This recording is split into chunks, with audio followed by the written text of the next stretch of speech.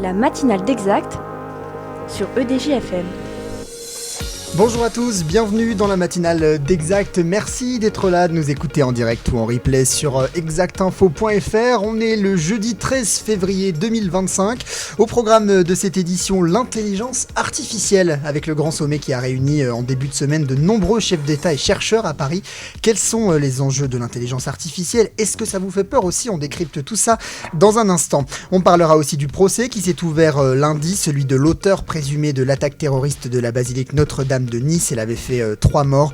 On reviendra sur cette tragédie qui a touché la ville en 2020.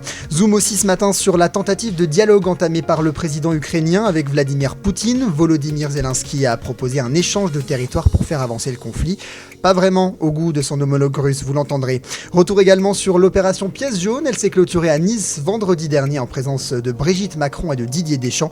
Ils étaient au micro d'Exact, on les entendra. Et puis à la fin de cette émission, on mettra un peu de couleur. Tiens, en parlant du carnaval de Nice, il s'est ouvert hier. Notre invitée et sa directrice, Caroline Constantin, nous rejoindra à ce micro aux alentours de 8h45. Vous avez le programme, on va le dérouler jusqu'à 9h. Avant ça, le flash vous est présenté ce matin par Olivier Leclerc. Bonjour Olivier. Bonjour, c'était à Grenoble hier soir une explosion qui a frappé un bar associatif faisant 12 blessés dont 6 en urgence absolue. Une grenade a été lancée dans l'établissement avant que l'auteur ne prenne la fuite sans un mot. Selon le parquet, la piste terroriste est a priori écartée, mais pas celle d'un règlement de compte. L'enquête a été confiée à la division de la criminalité organisée et le maire Éric Piolle dénonce un acte d'une violence inouïe.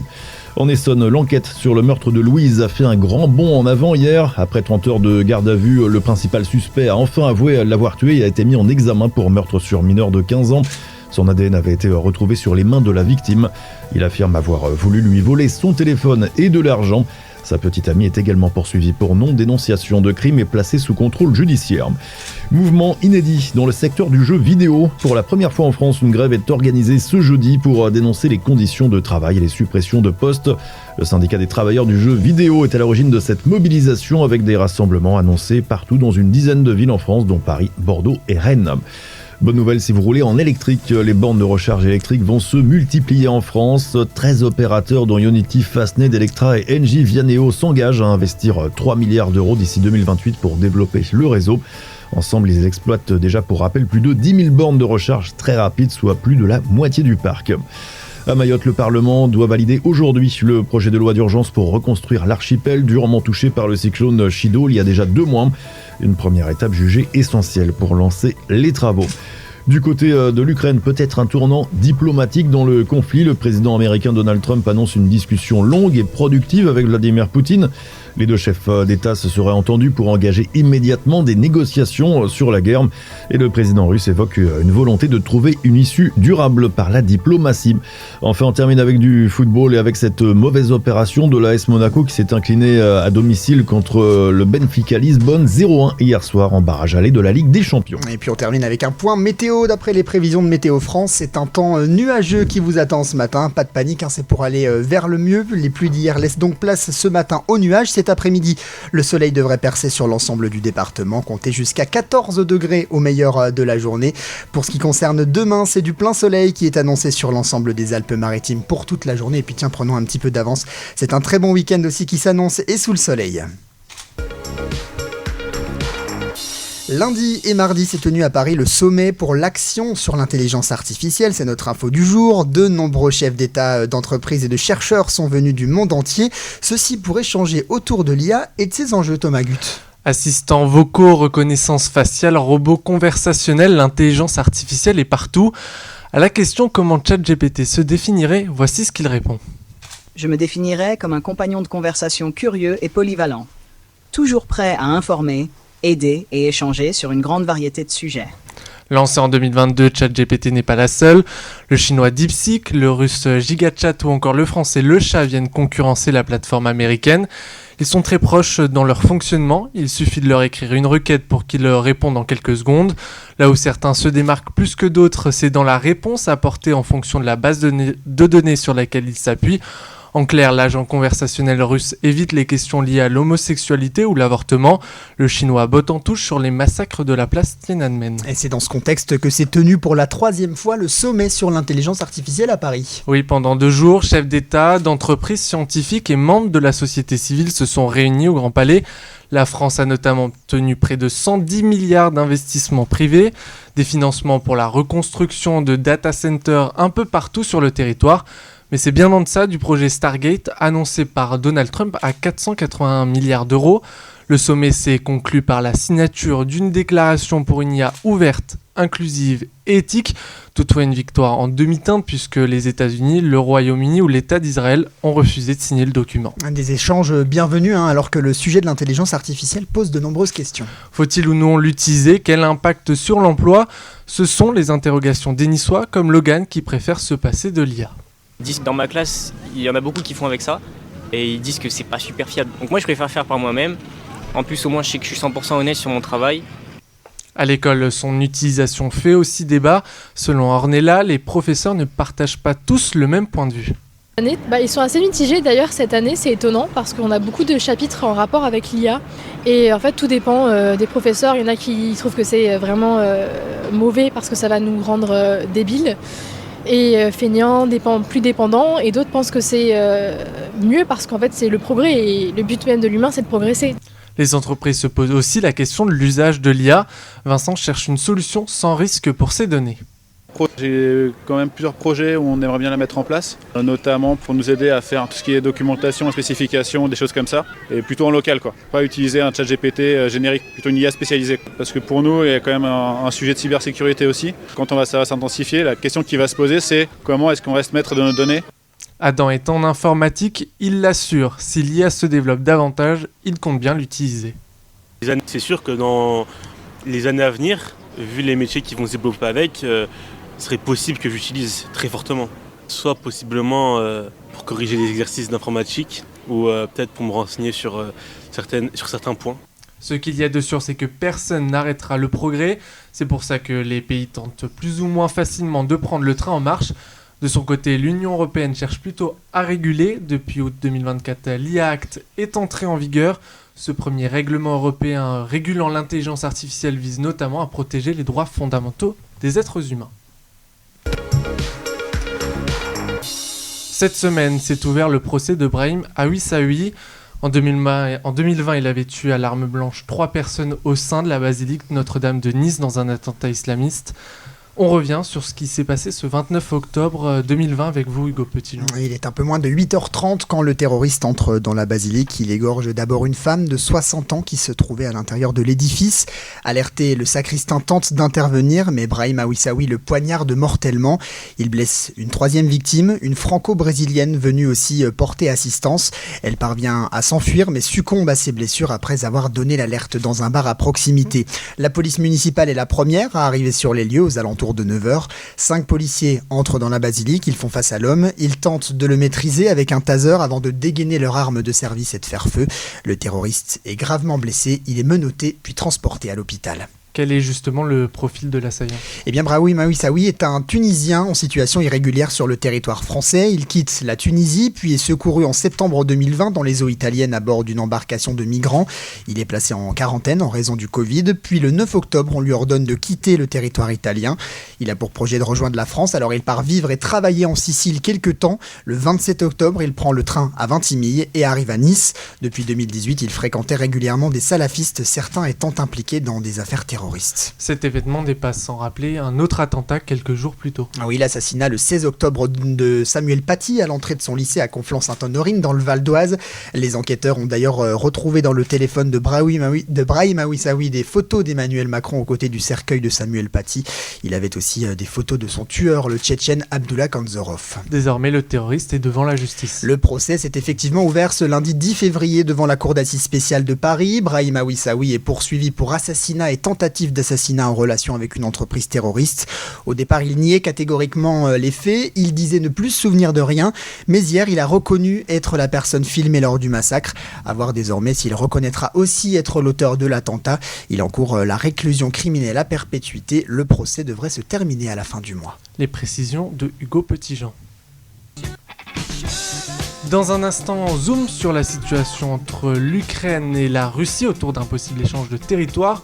On reviendra aussi sur la cérémonie de clôture de l'opération Piège jaune qui s'est déroulée vendredi dernier. Et puis on terminera avec le carnaval de Nice, sa directrice Caroline Constantin est notre invitée. Mais tout de suite, place à la musique. Voici Rod Stewart, Do You Think I'm Sexy en direct sur EDJ FM. Do You Think I Am Sexy, c'était Rod Stewart sur EDJ FM. Un échange de territoire entre l'Ukraine et la Russie, c'est ce qui a été esquissé par le président ukrainien Volodymyr Zelensky. Il s'est dit prêt à négocier avec Vladimir Poutine. Mais en Russie, tout porte à croire que le président ne se prépare pas à la paix, Vicky Varroquier. Effectivement, le but de Kiev est de récupérer ces territoires tels que reconnus par la communauté internationale. Cela veut dire récupérer tout ou une partie des territoires illégalement occupés par la Russie. Concernant cet échange, Volodymyr Zelensky a affirmé qu'il n'était pas encore question de déterminer lesquels seraient concernés. Pour réussir ce projet, l'Ukraine est passée à l'offensive dans la région de Koursk depuis maintenant plus de 6 mois. L'objectif, utiliser ce territoire russe comme monnaie d'échange. Ouais, mais on le sait, la Russie rejette complètement cette idée. Tout à fait, Dmitri Peskov, porte-parole de la présidence russe, a déclaré que la Russie n'a jamais discuté et ne discutera jamais d'un échange impliquant son territoire. Il a également assuré que les forces ukrainiennes occupant la région de Koursk seront anéanties ou chassées. Hier encore, des missiles balistiques ont été tirés sur Kiev, causant la mort d'une personne et faisant 3 autres blessés. Bien que l'Ukraine continue de recevoir un soutien occidental, Volodymyr Zelensky affirme que l'Europe seule ne peut pas offrir les garanties de sécurité suffisantes à l'Ukraine. La réunion du triangle de Weimar qui s'est déroulée hier aurait eu donc pour but de rappeler que la France et ses partenaires sont déterminés à apporter à l'Ukraine tout le soutien nécessaire. Et demain va s'ouvrir la conférence sur la sécurité de Munich. On y attend le président ukrainien mais aussi J.D. Vance en qualité de vice-président de Donald Trump. Cette rencontre s'annonce comme un tournant majeur dans la relation entre Kiev et Washington. Alors qu'il était sénateur, J.D. Vance a exprimé du mépris envers l'Ukraine et son président. Il avait d'ailleurs refusé de le rencontrer et avait déclaré n'avoir que faire du sort de l'Ukraine. Toutefois, son point de vue semble avoir évolué. Ce dernier a finalement compris qu'il pourrait y avoir un intérêt économique pour lui et pour les États-Unis. La conférence de sécurité de Munich sera donc un moment clé pour clarifier la position américaine et la suite du conflit. Merci beaucoup Vicky Varroquier. Opération Pièce jaune. À Nice, la ville a clôturé la 36e édition de l'opération caritative en présence de Didier Deschamps et Brigitte Macron samedi dernier. Pendant un mois, ils ont fait le tour de France pour rencontrer les enfants et les adolescents hospitalisés. En 2024, ce sont plus de 5 millions d'euros qui ont été récoltés. Cette année, Nice a une nouvelle fois été l'une des villes les plus généreuses avec plus de 400 kilos de pièces récoltées. Thomas Gutt. Le jardin Albert Ier tout en jaune, les enfants sont venus en nombre pour assister à la cérémonie de clôture. C'était l'occasion pour eux de rencontrer Brigitte Macron et Didier Deschamps. À leur arrivée, les deux personnalités ont participé à une séance de dédicaces improvisées, des dizaines de casquettes signées par le sélectionneur de l'équipe de France avant de monter sur scène pour la traditionnelle chanson de l'opération Piège jaune.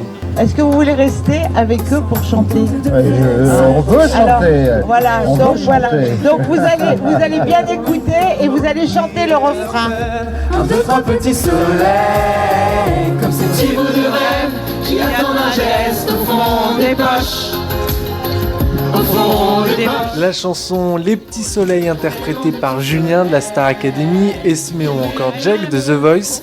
Un moment de partage essentiel pour Didier Deschamps, parrain de l'édition 2025.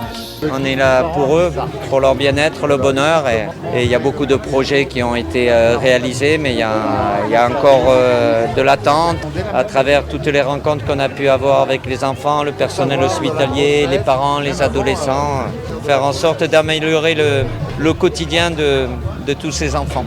Nice a été la plus généreuse cette année. C'est souvent, selon Brigitte Macron, présidente de l'opération Piège jaune. Parce que Nice a toujours été avec les pièces jaunes, a toujours été, et bon, on voit encore le challenge chez vous qu'il avait remporté. Il y a une mobilisation naturelle. Surtout que le mois qu'on a vécu était on a été pas mal dans les hôpitaux, on a vu un peu ce qui se passait. On est auprès d'eux, de les voir et puis surtout de montrer cette solidarité. Pendant que les deux personnalités ont déambulé sur la place, les pièces étaient pesées. Une mission assurée depuis 36 ans par la Banque de France pour la Fondation, sous l'œil attentif de Philippe Billard, directeur départemental de la Banque de France. On récupère toutes les pièces jaunes, c'est nous qui les traitons et qui donnons la contre-valeur à la Fondation des Hôpitaux de Paris. On estime qu'à peu près un kilo de pièces, ça fait pas loin de 10 €. Donc depuis cet après-midi, on est à 365 kilos, qui fait entre 3 500 et 4 000 € qui nous ont déjà été remis cet après-midi. En 2024, ce sont plus de 5 millions d'euros récoltés qui ont permis de financer près de 170 projets dans toute la France. Et on rappelle qu'il est possible d'envoyer vos pièces encore jusqu'au 28 février dans les bornes Coinstar ou tout au long de l'année sur fondationhôpitaux.fr. Allez, c'est parti pour 15 jours de festivités à Nice. Hier a commencé le carnaval avec le Grand Charivari. Le premier corso défilera samedi à 20h30 sur la place Masséna. Un moment de joie tout en couleurs, et pour en discuter, la directrice du carnaval, Caroline Constantin, est avec nous ce matin. Bonjour. Bonjour. Bon, là c'est un peu Rio, on est un peu dans... Mais finalement à Nice, on est un peu presque dans les mêmes ambiances. Rappelons d'abord peut-être quels sont les grands temps forts de ce carnaval à Nice. Alors avant toute chose, vu l'actualité, je rappelle que carnaval existe pour faire fuir nos peurs et nos démons. Et je pense que voilà, on a moyen de pouvoir faire la fête avant toute chose. Les grands temps forts, c'est le petit truc qu'on a décidé d'inventer cette année. L'année dernière, on avait eu l'audace de créer le Grand Charivari de Riquelme, qui est maintenant inscrit dans le grand livre du carnaval. Cette année, on a l'insolence de créer la Carnavalina. Est-ce que vous savez ce que c'est que la Carnavalina ? Eh ben non, mais vous allez nous expliquer. Bien sûr, je suis là pour. La Carnavalina, c'est le virus qu'on attrape quand on est passionné de carnaval. Et comme tout bon virus, il doit se répandre dans la ville. Donc on a décidé, avec une grande déambulation, samedi à partir de 13h, de l'église Notre-Dame, de répandre ce virus avec le tissu associatif niçois, avec des artistes de rue, avec de la musique, et de répandre cette fête jusqu'à la place Masséna sur un grand karaoké géant et gratuit. C'est une grande fête populaire. C'était important pour vous d'innover, de trouver des autres moyens de mêler un peu tradition et nouveauté cette année, encore une fois ? C'est ça la magie du carnaval de Nice aussi. C'est de mêler les outils de maintenant avec les traditions, mais avec l'énergie. Enfin, ça fonctionne depuis 152 ans, donc on ne va pas commencer à tout révolutionner. Mais il faut aussi s'adapter, aller chercher un nouveau public. C'est plus facile d'emmener des enfants maquillés avec leurs parents, faire la fête, jeter des confettis, se maquiller, plutôt que de faire venir des ados ou des jeunes adultes. C'est pour ça qu'on a mis des DJ, qu'on met de la musique live, qu'on crée cette année des zones de dance floor pour venir s'ambiancer. Et je rappelle que venir costumer de la tête aux pieds, c'est gratuit. Et ça, c'est bien de le noter. Alors, le thème cette année, c'est Roi des océans. Pourquoi ce choix ? Est-ce que vous savez ce qui va se passer à Nice en juin 2025 ? Alors nous, on sait, peut-être pas tout le monde. En fait, il y a l'UNOC, donc le grand rassemblement pour la protection des océans avec les grands chefs d'État. Et quand on choisit le thème pour l'édition de l'année d'après, soit on a quelque chose d'évident, comme un événement, comme une manifestation. Pour Nice, ça l'était. Et voilà, et on s'en sert. Et c'est vrai qu'en prémisse de ce grand sommet, de pouvoir, grâce à l'aide de l'ADN du carnaval, déjà dénoncer avec satire, avec humour, des grands thèmes que j'espère que les chefs d'État pourront parler, pourront débattre sur la protection des océans. C'était très important. Et c'est important le choix d'un thème parce que c'est vrai qu'il détermine... un peu toute l'ADN d'une édition du carnaval, avec les chars, avec... Oui, avec les chars et pas que. Il faut trouver aussi les passerelles, il faut trouver ce qu'on peut faire à côté sur ce thème-là. Des expositions, des outils pédagogiques. Alors j'imagine que ça prend beaucoup de temps. Est-ce que vous aurez, je sais pas, des chiffres comment, quand on va voir le carnaval, on voit le résultat à l'instant T, mais c'est des mois de préparation ? On travaille une année sur l'autre. Et c'est à partir du moment où le maire a annoncé le thème de l'édition suivante, les carnavaliers, eux, déjà travaillent sur des idées, des propales pour nous sur les maquettes des chars. On étudie toutes les possibilités pour les fleurs, pour les chars de fleurs, pour la musique, pour les troupes artistiques invitées. On lance des appels à candidature pour se faire, pour qu'ils puissent soit créer, soit nous proposer dans leur spectacle des choses qui soient cohérentes. Donc oui, il y a des périodes qui sont un petit peu plus, on va dire, lisses, comme l'été, et heureusement, parce qu'on travaille déjà sur le grand festival de jazz. Et ensuite, on va dire que ça commence véritablement de folie dès début octobre. Il y a justement, vous parlez des artistes, tout un travail forcément artistique autour du carnaval. Combien de personnes sont mobilisées pour organiser cet événement ? Alors sur la partie purement artistique, en amont, nous sommes plutôt 3. C'est pas ce qu'il y a de plus énorme, mais il y a toute une machine de guerre à côté. C'est que on a la chance avec cette municipalité d'avoir des compétences extraordinaires. Et donc avec toutes les directions, que ce soit la direction de la communication, la direction de la presse, la direction de l'événementiel, bien évidemment, on travaille tous ensemble sur le carnaval et sur les grands événements de la ville de Nice. Ce qu'il faut faire, c'est qu'il faut, à mon sens, venant de l'opéra, moi j'ai besoin d'écrire une dramaturgie pour les corsos. C'est pas simplement des jolis chars avec des belles troupes et de la musique. C'est pas ça. Enfin, ça serait un petit peu facile. Il faut écrire une histoire pour qu'elle soit un peu plus visible de tous. Justement, parlons aussi des chars, même si ça s'inscrit dans un contexte plus global d'un spectacle. Il y en a 13 pour le défilé, 14 pour la bataille des fleurs. Comment ils sont pensés, comment ils sont conçus, c'est évidemment en lien avec le thème des éditions. Comment tout se passe Alors, on peut donner des sous-thèmes aux carnavaliers. Eux nous font des propositions dans les dessins. Mais on peut déjà dire que, par exemple, sur le thème Roi de l'océan, il était évident qu'il fallait dénoncer avec facétie la montée des eaux, le réchauffement climatique, la surpêche. Vraiment des grands axes.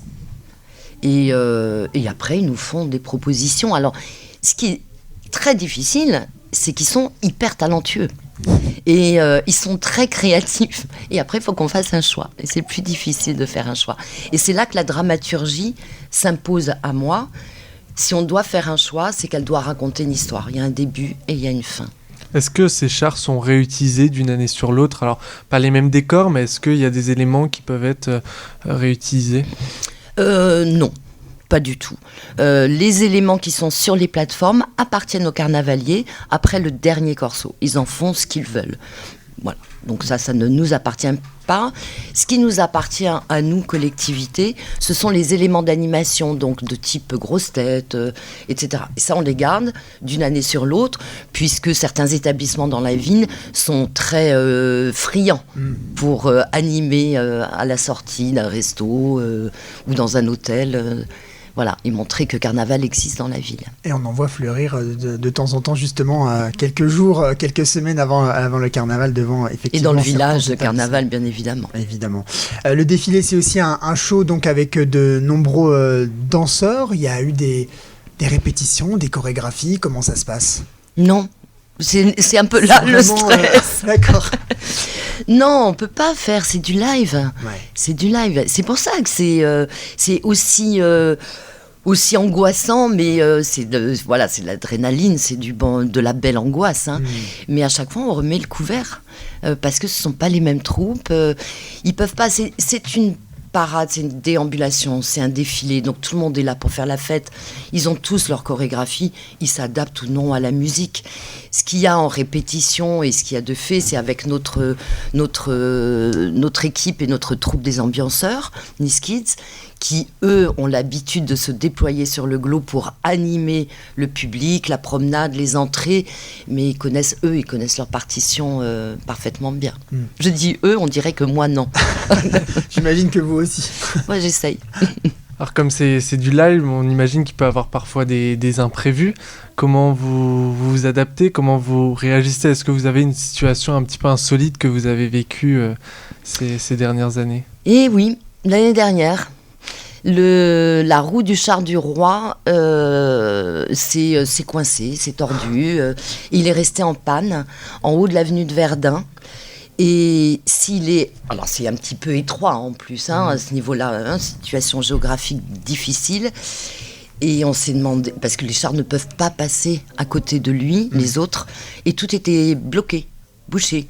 Donc on a fait de l'animation, on a essayé d'en rajouter, on a un super animateur qui est Gilles Roche, donc il a brodé. On était tous, même avec la direction, à pousser le char, à faire venir un dépannage. Ben voilà, mais le public ne voit rien, c'est comme au théâtre, il y a un couac, mais voilà, il faut broder. Il y a toutes ces équipes qui gèrent derrière, qui courent derrière. C'est énorme, c'est une fourmilière et des talents extraordinaires. On n'en parle pas, c'est le côté coulisses, mais il y a des techniciens incroyables et on travaille ensemble à l'année, puisqu'encore une fois, c'est la boîte à outils de la ville de Nice. Le carnaval de Nice, c'est le 4e plus grand carnaval du monde. 3e. On nous dit. Alors, moi, j'ai lu 4e. 3e derrière lesquels alors? Rio, Venise. Ah, moi, j'avais la Nouvelle-Orléans aussi, en 3e. Et nous, on arrive après. Bon, enfin, 3e ou 4e. Comment on fait pour pouvoir passer au-dessus? Peut-être 2e. Bon, peut-être pas 1er, mais. Alors, ça n'a rien à voir, à mon sens. C'est vrai, je ne me suis pas renseignée là-dessus. Sur l'artistique, parce qu'entre Venise et Nice et Rio, c'est vraiment très très très différent. Donc je pense que c'est surtout sur le tourisme, sur les chiffres clés de retombées économiques, de nombre de personnes qui viennent visiter, qui peuvent faire ce classement. Donc voilà, ça après ça ne m'appartient plus, mais on est quand même à plus 25% cette année de demande. Bon, voilà, Caroline Constantin, la directrice du Carnaval de Nice, avec les premiers, on va dire, donc il y a eu effectivement le premier temps fort hier, et aussi premier défilé, première bataille de fleurs qui commence donc ce samedi. J'imagine que vous invitez donc tout le monde à venir faire la fête à ce moment-là. Mais oui, vive Carnaval. Merci beaucoup Caroline d'avoir été avec nous ce matin. Merci à vous, très belle journée. On termine cette matinale comme chaque semaine avec vous, Juliette Goubert, pour un point culture, spécial carnaval.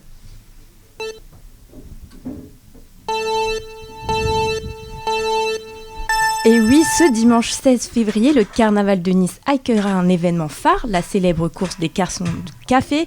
Les participants déguisés sur le thème des océans devront courir tout en maintenant un plateau rempli de verres en équilibre. Les plus performants auront la chance de remporter un chèque de 1 000 €. Le parcours débutera au Palais de Justice, passera par la place Masséna avant de revenir au point de départ. Alors préparez vos chaussures de course et rendez-vous sur la ligne de départ. Le carnaval a débuté et pour célébrer cet événement festif comme il se doit, quoi de mieux de créer de son propre masque. Mercredi 19 février de 16h à 17h, un atelier de création masque sera organisé à la médiathèque de Saint-Étienne de Tinée. Petits et grands sont invités à laisser libre cours à leur imagination et à exprimer leur créativité à travers cet atelier ludique et convivial. Sous l'océan. Enfin, cap sur Cagnes-sur-Mer pour une après-midi placée sous le signe de la fête et de la bonne humeur. Ce dimanche de 14h à 17h, plongez dans une ambiance festive avec des spectacles, une boum géante et de nombreuses autres surprises accessibles à tous. Une seule condition pour rejoindre la fête, venir déguisé aux couleurs du carnaval de l'océan. Alors sortez vos plus beaux costumes inspirés des fonds marins. Et voilà, on voit que le carnaval de Nice rayonne bien au-delà de la ville de Nice. Merci beaucoup Juliette Goubert. Bientôt 9h, c'est la fin de cette matinale. Merci à tous de l'avoir suivi. Vous la retrouvez en replay sur exactinfo.fr dans son intégralité, mais je vous rappelle que chaque chronique est aussi en podcast. Merci à notre équipe du jour, nos journalistes, mais aussi Cyrielle Marcilly à la réalisation de cette émission. Prochaine matinale, c'est bien sûr jeudi prochain à 8h30. D'ici là, l'info continue sur exactinfo.fr. Passez à tous une très belle journée.